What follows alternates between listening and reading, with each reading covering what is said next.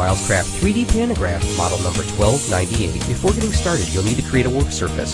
We recommend you use plywood cut to 48 inches long by 20 inches wide. Take a moment to ensure that all of the necessary components as listed in the manual are present and in good condition. If you find something is missing or broken, please contact Milescraft immediately so we can remedy the problem. First, we'll get started by assembling the pantograph. Insert the stylus into the handle of the tracing arm, then attach the appropriate nut to the stylus. Finally, tighten the locking nut to hold it in place. Next, insert the tracing arm into the right socket of the back arm assembly, then do the same for the shorter support arm in the left socket. Align the arms to allow the small nubs inside of the sockets to come through the pre-drilled holes in the tubes. With both arms in their sockets, rest the entire assembly on the table upside down. Attach the socket caps and tighten both of the screws on both sides to ensure the arms are properly secured in place. Now that the arms are fully secured in their sockets, flip the assembly back over.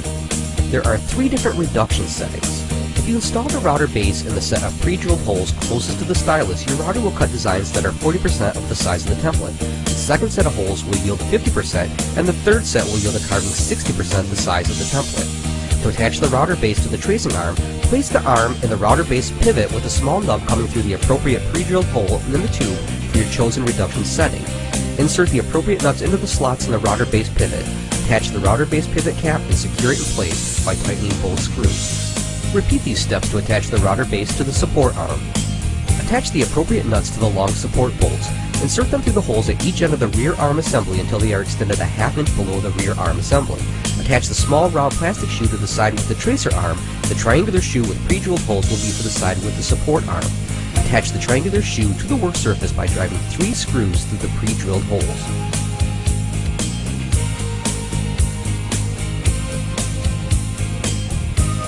The workpiece you'll be routing needs to be properly secured and supported. This is done by attaching a scrap piece of plywood at least 3 inches by 10 inches by 3/4 inch thick. It's crucial the support fence is square to the work surface and should be located approximately 20 inches down the work surface from the back.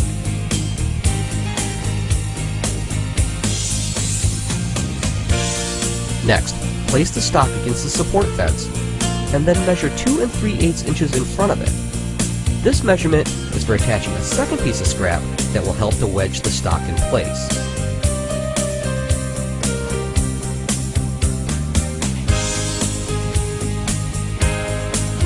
To wedge the stock securely, simply push the wedges together between the material and the front fence and gently tap on one edge until they are tight and the material is solidly secured. Next, insert the router bit of your choice into your router's collet and secure it as directed by the router's manufacturer. To mount the router into the router base, insert the appropriate bolts through the bottom of the router base. Add the router clamps to the top of the router base. Also, install the wing nuts.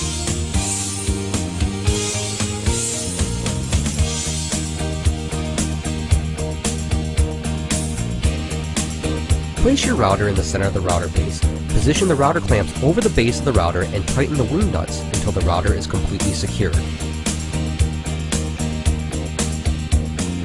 Adjust the long support bolts at the back of the pantograph to ensure that both the rear arm assembly and the support arm are parallel to the work surface. If you find one side is higher than the other, simply loosen the locking nut of the support bolt and raise or lower as needed. Once it's adjusted, retighten the locking bolt to hold everything in place. Now the 3D pantograph is assembled and ready for use. Included with the 3D pantograph are 5 different lettering fonts that you can choose from to customize your sign. They are Computer, Modern, Script, Far East, and Old English. You can also trace any font or line drawing you can print from your computer. Children's coloring books can also provide many ideas. Insert the selected template into the clear plastic protective sheet and properly secure it in place at the bottom right corner of the work surface with push pins.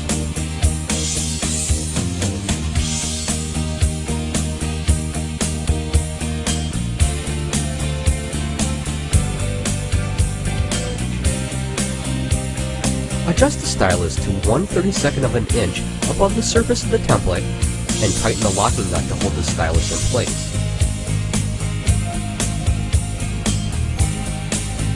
To determine the depth of cut, set the router base on the work surface and plunge it down until the bit rests on the workpiece. Then adjust the depth gauge to your desired depth of cut as recommended by your router manufacturer. Move the router tray back off the material and plunge the router to the preset depth. Turn the router motor on, holding both the support and tracing arms, raise the entire assembly off the material and swing it into place, slowly bringing the stylus down inside of the template and the router bit into the workpiece. It's important to hold both handles of the tracing arm, as this will give you a greater amount of control when tracing. When tracing with the pantograph, work slowly and follow the outside lines of the letters, working in a counterclockwise direction.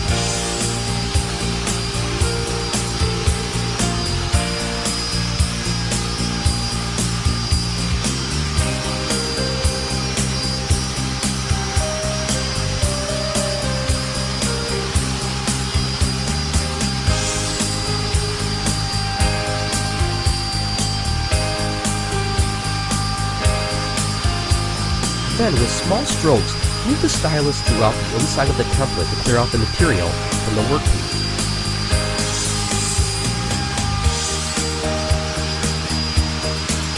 A slow and steady pace will give you the best results.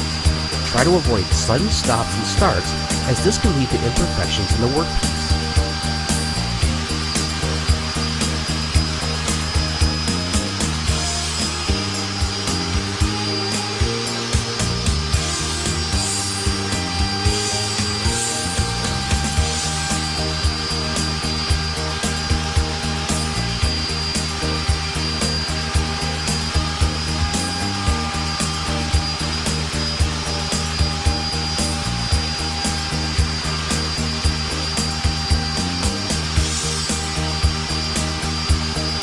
Once the tracing has been completed, lift the entire assembly off the workpiece and swing the router to the side. Turn off the motor. Inspect the letter you routed to ensure that the material has been completely removed from the letter in the workpiece. To ensure the appropriate spacing, each template has locator dots to facilitate proper positioning. With the router turned off, lift up the assembly and move the stylus over the top of the dot to the right of the letter you just routed. Mark on the workpiece where the router bit touches, then lift and swing the pantograph out of the way. While holding the plastic sheet in place, remove the push pins and the current letter template. Replace the template with the next letter you will route and secure in place with the push pins.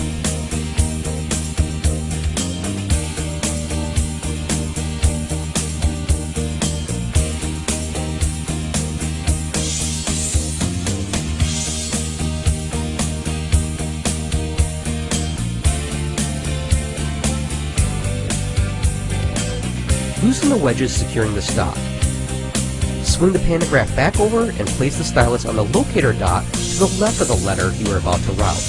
Lift up the router base and adjust your workpiece so the router bit lines up with your pencil mark. Secure the workpiece with the wedges and route the next letter. Repeat for each letter you will route. Remove your workpiece and finish your sign as desired.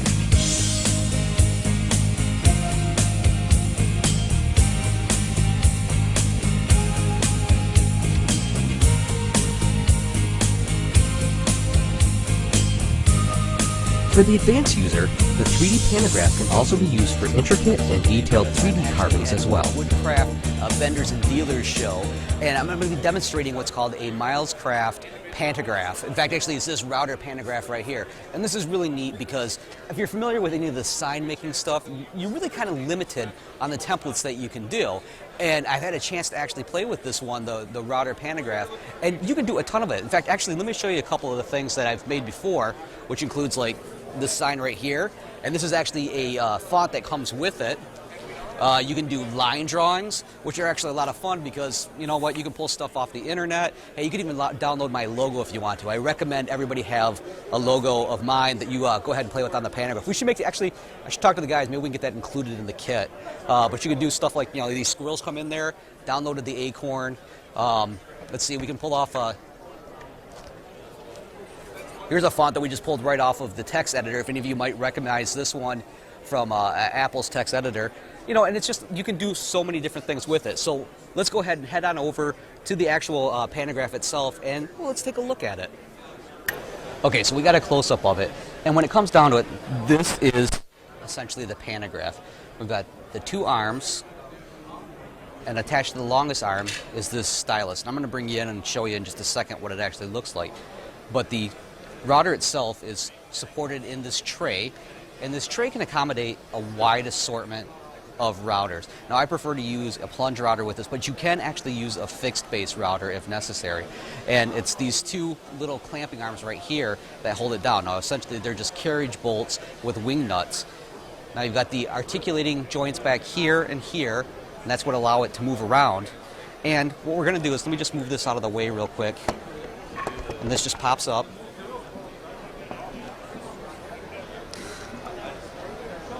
And this is how the whole thing is supported. Now I have it on a 48 by 20 inch long piece of plywood, and that's my main table that I have for it. I have the support fence, and then an auxiliary support fence, and then these great little clamps, these little wedges that actually hold the piece in place. And what we end up doing is, however wide the piece is, we actually move this down about 2 3/8 inch, and we get it in place perfectly. And that's how we do it. So now we know what it looks like. Let's go ahead and actually route a sign with it. Now I've got the first letter in place for the letter wood, or for the word wood, and we're going to go ahead and actually route out the rest of them. So let's do that next. And like I said, this is really, really simple. Okay, so the first thing we need to do is, we've already got that W in place, and I want to now space it over for the O.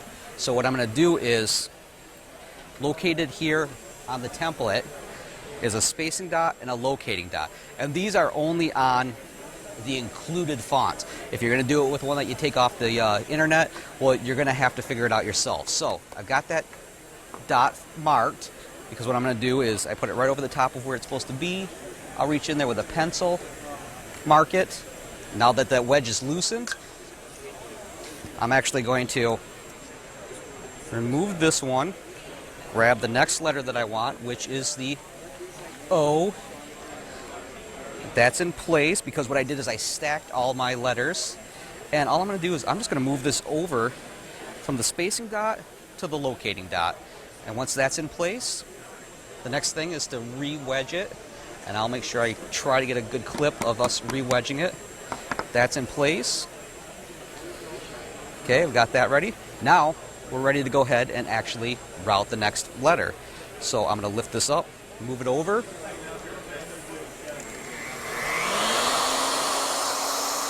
And we're going to slowly work our way around the outside.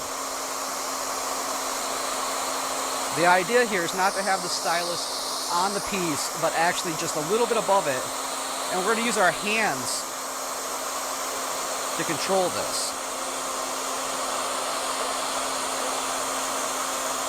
So we're making our way around.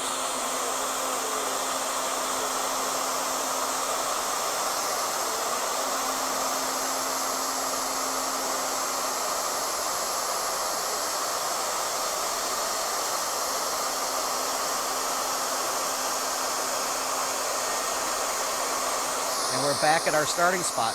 Now, we need to do the interior of the O. So I'm going to lift this up. I'm going to start. Get the stylus over a starting point. We'll drop it. And we're now ready. So we're going to follow the inside now.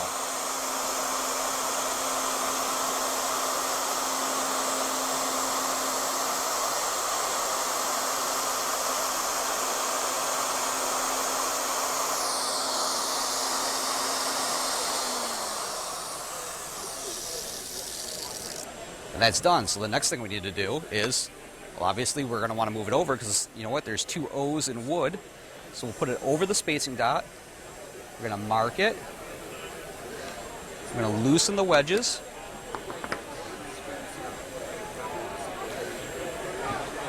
Make sure they're nice and loose.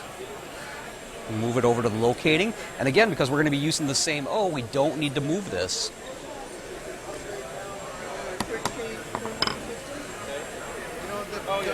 And so we're now going to start it up, and we'll reroute the O.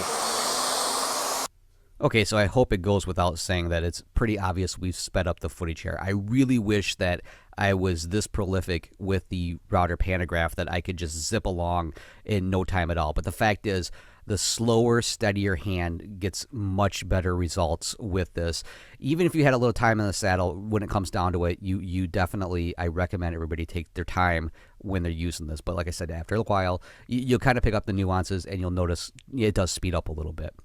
Now, when it comes to the profiles that I use for the routers, I prefer something very, very simple. In fact, what I'm doing for the majority of this show and what I had done in my test ones is I used Whiteside's V-Groove bit. I liked it because varying the depth gives me a different shadow line so that it could be a little bit wider, or it could be basically just scratching the surface. And I really liked the results I got from it. Now, is it the only one you should use? No, I've used the Core Box bit with it and gotten really great results. While at the show, we actually also used a straight cutting bit, and it turned out fantastic. We really liked that one too. One thing I would recommend is to keep the profiles narrower. If you get to really large profiles, you actually start to lose a great bit of detail. And that's also true for the depth of cut. The deeper you go, the wider the shadow line is going to be, and you can start to lose some of that detail.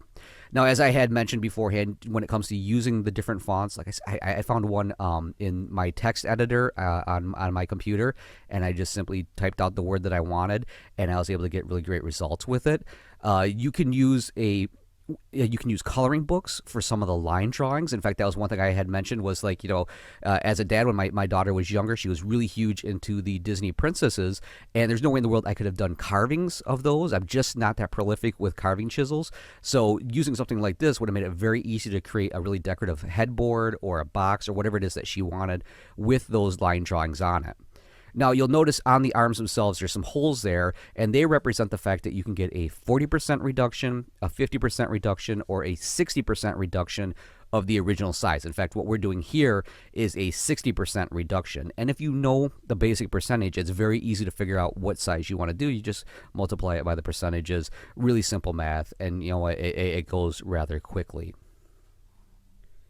Now, a couple more things I just happen to want to mention. When I'm using the router, just like when I'm using any of my tools, because that router tray is rather a large surface, one thing I like to do is apply a little wax on the bottom of it, just like I do with my hand planes, just like I do sometimes with my planer bed and stuff like that. That wax makes it just that much easier to run along the surface. And for the stylus, since the direction that we're looking at it, it almost looks like I'm going out around the edges and everything and not getting very good. But when you're looking down at the stylus, you can see exactly where it's going to be. So it's much easier for the user's point of view to get better results. And one more thing about the stylus, don't let it run on the surface of the board that you're working on. Keep it just above it. And that's it.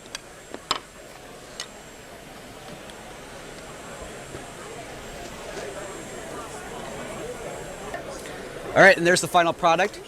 We'll definitely make sure we get a picture of that in there. And this is just one of the possible fonts that you can do with this. A couple different options. Of course, we have this at a 60% reduction. You can do 40 or 50, however big or small you want it. And you can even go in and rather than just outlining, you can remove the rest of this material and make a completely different look. And like I said, you don't